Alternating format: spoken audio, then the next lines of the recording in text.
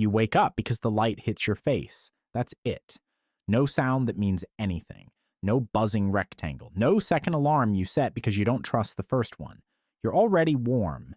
You already ate last night, and there's enough for later, so your stomach isn't running the show. You sit up, the grass is flat where you were lying. Somebody's laughing about 30 feet away, low, like the joke started hours ago.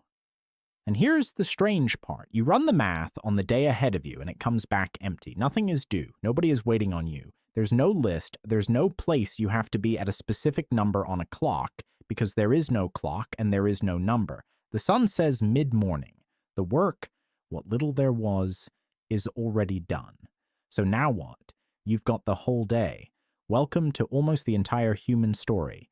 Not the version on the timeline in your old classroom where everything interesting happens in the last inch. I mean the long part, the 200,000 plus years before anybody planted a seed on purpose, before money, before the word job had any meaning at all. Squeeze the whole run of our species into a single day, and farming shows up around 11 at night. Everything you think of as normal life is the last few minutes before midnight. So here's the question that should bother you more than it does. For all those hours, all those millennia, but what did people actually do all day? No commute, no shift, no boss texting at 9 on a Sunday, strip out work, and you're left with this enormous, terrifying blank.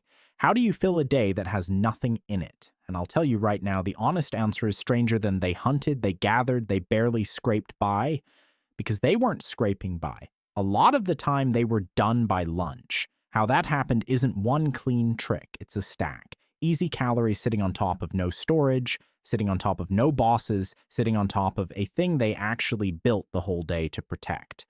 Pull anyone out, and the tower wobbles. Stack them all up, and you get something that looks, from where you're sitting, suspiciously like a vacation that ran for 2,000 centuries. Before there were jobs, there was just enough, and enough came shockingly fast. Here's what you're picturing. Be honest, you're picturing a grind, mud and fear, and a person hunched over, gnawing a bone, eyes darting, dying at 30 with a mouthful of bad teeth, one cold snap from the end, one missed hunt from starving, life that is, in the famous phrase, nasty, brutish, and short. It was the opposite. Almost line for line the opposite.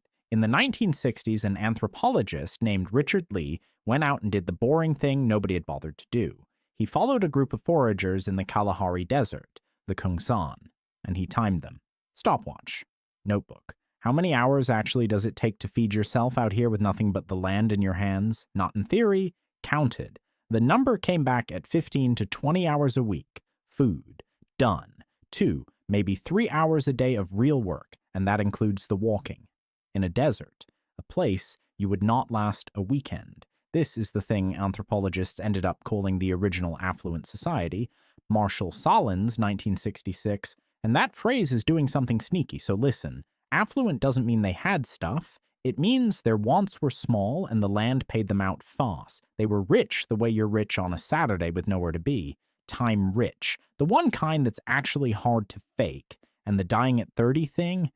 That's a magic trick your own brain plays on you. You hear average lifespan 30 and you picture a withered elder. No, that average is being dragged into the basement by babies. Infant mortality was brutal. A lot of children didn't make it past 5, but survive childhood make it to 15, and you'd very often see 60, 70. There were grandparents, there were old people telling long stories by the fire, the world wasn't empty of gray hair, so sit in that, because this is where it stops being a feel-good story and turns into a genuine problem. If these people had it this good, and they're fed by lunch, surrounded by family the whole afternoon theirs, then explain the next part to me, because we know what happened next. People started farming, they settled down, planted grain, built villages. Progress, the story you were taught. And the bones say it was a disaster. Dig up a skeleton from right after farming starts and you find a body that got shorter by as much as 4 or 5 inches. Worse teeth, suddenly riddled with cavities. Anemia, spines worn down from grinding grain on a stone hour after hour, day after day. The people who advanced got smaller, sicker, and worked far longer than the supposedly desperate ancestors they replaced, which leaves you holding a question that does not want to be held. If the old way was so good, why is anybody still working at all? What was so good about it that we never should have given it up? Pull that thread. It runs deep. Start with the food. Everybody assumes that's the hard part, so let's kill it first.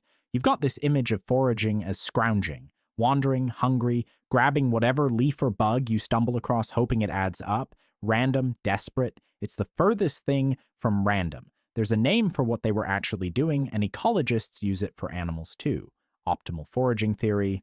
Plain version, every living thing that hunts for food is secretly running a spreadsheet. Calories you get divided by the time and sweat it costs to get them.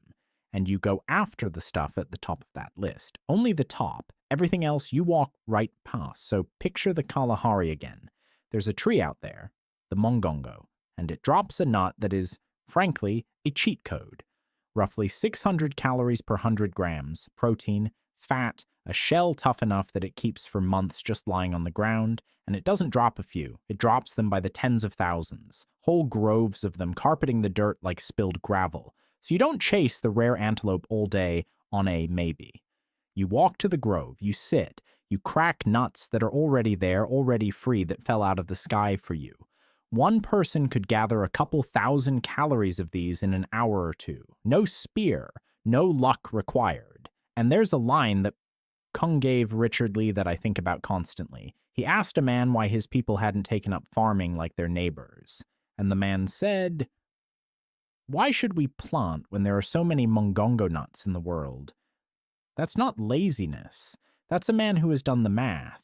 The list is ranked. The best item is lying on the ground in piles. Bending down to pick it up beats breaking your back over a field every single time, and he knew it. That's factor one, and it's the simplest one. Before there were jobs, there was just enough, and enough was sitting in the dirt, waiting. Okay, food's easy, fine. So why stop at 3 hours? If you can gather 2,000 calories in an hour, why not gather 10,000? Why not work a full day like the rest of us and get ahead? This is the part that breaks people's brains. So stay with me. There's a name for the kind of economy these people lived in. Anthropologists call it an immediate return system. The opposite, the one you live in, is a delayed return system. Here's the difference, and it's everything. In your world, you do work today for a payoff later. You stack it up, paycheck, savings, the full fridge, the 401k. You are constantly feeding a future version of yourself. In an immediate return world, you get the payoff the same day you do the work, then it's gone, and that's fine. You eat what you get, tomorrow you get more. Now play it out. Say you decide to be ambitious. You go to the grove and you gather triple, a huge pile. You're proud of it. What happens to that pile? It rots, or the animals get it, or it draws flies, and you have to haul it around, and here's the killer detail, and you can't haul it because you don't have a house. You move. A whole forager bans possessions. Everything one person owns in the world weighs under 25 pounds. It has to, because you put it on your back and you walk to the next camp when the season turns. So extra food isn't wealth. Extra food is garbage you have to deal with. Hoarding isn't smart. It's a punishment. The smartest thing you can possibly do, the optimal move, is to stop the second you have enough and go sit in the shade. Think about how alien that is. Nobody got rich because there was no such thing as rich. There was only enough, and then the day was yours. Before there were jobs, there was just enough. And the genius was knowing when to put the bag down. So now we get to the real question. The one this whole thing is named after. The work's done by lunch. So what fills the rest? What do you do with an afternoon that has nothing in it? And the first answer is so plain, you'll want to skip past it. Don't. Because it's secretly the most important machine in the entire society. You talk, you sit around, and you talk to each other for hours. I know how that sounds. Sounds like filler, the boring part between the real stuff. But anthropologists who actually sat in these camps and logged the hours found people spending huge chunks of the day in conversation. And a big slice of that conversation was gossip. Who did what? Who's being lazy? Who took more than their share? Who's sleeping with whose spouse and who's getting a little too proud of themselves lately? There's a real idea behind this, and it goes by a couple of names. Social grooming, the gossip hypothesis. The plain version, in a group with no police, no written law, no boss, no court. How do you keep 40 people from tearing each other apart? You can't post rules on a wall. So instead, everybody's reputation is the rule book, and gossip is how it gets written and rewritten every single day in real time. Watch what it does. You take a little extra. By nightfall, everyone knows. They're laughing about it around the fire. Now you're the one who takes. And in a group this size, your name is the only thing you own. Nobody arrests you. They just talk. And the talk is enough to keep almost everyone in line almost all the time without a single person ever being in charge, so that lazy afternoon of chatter? It wasn't downtime, it was the courthouse, the newspaper, the whole legal system, running on nothing but voices in the shade. The empty time wasn't empty, it was holding the entire group together. Before there were jobs, there was just enough. And enough included enough time to keep everybody honest. But gossip has a limit. Talk only works if you care what the group thinks. So what about the person who doesn't? The bully, the one who's bigger, meaner, better, with a spear, and decides he's going to run things. Every group has that guy waiting to happen. In our world, he becomes the boss. So why didn't he for 200,000 years? Two reasons, and they're both wild. The first is structural. Anthropologists call it fission-fusion. Plain version, these bands weren't fixed. They breathed. A camp of maybe 25 people would split apart and recombine constantly, and a few times a year they'd swell into gatherings of hundreds, 500, sometimes more, then melt back down. And here's what that gives you. If you can't stand someone, if some guy is throwing his weight around, you don't file a complaint, you don't stage a coup, you just leave. You pick up your under 25 pounds of everything you own, and you walk to the next band where your cousins are. The bully wakes up with nobody left to boss. You cannot be a tyrant over people who can simply walk away. And everyone could always walk away. The second reason is even better because it's deliberate. Anthropologists call them leveling mechanisms, little customs built on purpose to puncture anybody getting too big. The classic, written down among the Kalahari groups, is insulting the meat. A man makes a great kill, drags it back, proud, and instead of praise, everyone roasts him. This skinny thing, you made us walk all the way out here for this bag of bones? They mock it on purpose, and the hunter is expected to agree, to laugh at himself, to act like it was nothing. It sounds cruel. It's not. It's a vaccine. It's a whole society agreeing out loud that nobody gets to rise above anybody else. And that's the thing about no bosses. No bosses means no one with the power to make you work. Your time stays yours because nobody's allowed to own it. And before there were jobs, there was just enough, and nobody got to be your boss. So here's the last factor, and it's the one that should genuinely rearrange something in your head.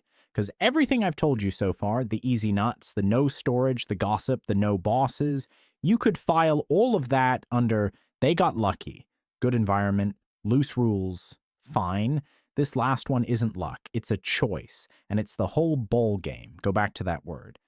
Affluence. Solon said there are two roads to it. There's the one we took, produce more and more, chase more and more, sprint on the machine forever, trying to catch a finish line that keeps backing away. But there's a second road. You can become affluent by wanting less, by deciding as an entire culture that your needs are few and they're easily met. And once they're met, you stop. That's the reveal. They weren't rich because they had a lot. They were rich because they had decided on purpose that enough was a real place you could actually arrive at. And almost nobody in your world believes that place exists. Sit in that. You have been taught your entire life that more is the point. More money, more output, more growth. Every year, forever, and a year where you don't get more has a name. Failure, recession, crisis. Now picture a culture that looked at the chance to gather triple, to plant fields, to build a surplus and start the climb, and said, no thanks, not because they couldn't, because they didn't want to. The empty afternoon wasn't the leftover after the work. The empty afternoon was the thing. The whole system was built to protect it. They guarded their free time the way you guard a bank balance. It was the wealth. It was the point. And they spent it on nothing on purpose and called that a life well lived. That's the factor nobody sees coming. Not that they had enough, that they knew it. Before there were jobs, there was just enough, because they were the last people to believe enough was even possible. So stack them up one more time, all five, and watch what they make together. Food that pays out fast, nothing worth hoarding, time you spend keeping each other honest, no one allowed to rise above you, and underneath all of it, a belief that enough is real. 5 factors, and they don't just sit there side by side. They lock, they hold each other up. Each one only works because the other four are true. It's an equilibrium. The thing balanced so well it stood for 2,000 centuries, and then one piece moves, just one. Somebody plants a seed and stays to watch it grow. And grain, this is the part that matters. Grain is the first food that breaks the rule.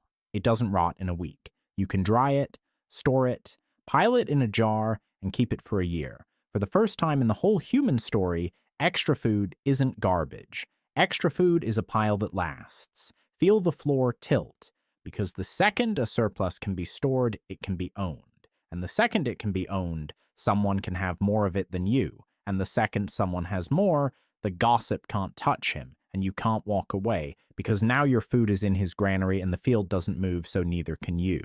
The whole balance, every leveling mechanism, every exit, every reason to stop at enough, snaps in the same instant. Storage, ownership, someone on top, someone who can't leave. Look closely at that knot because you just watched it tie itself. That's not a village. That's the first job, and it's the last free afternoon, ending in real time. We tell this story as a climb. From the cave to the farm to the city to the screen in your hand, up and up and up. Progress.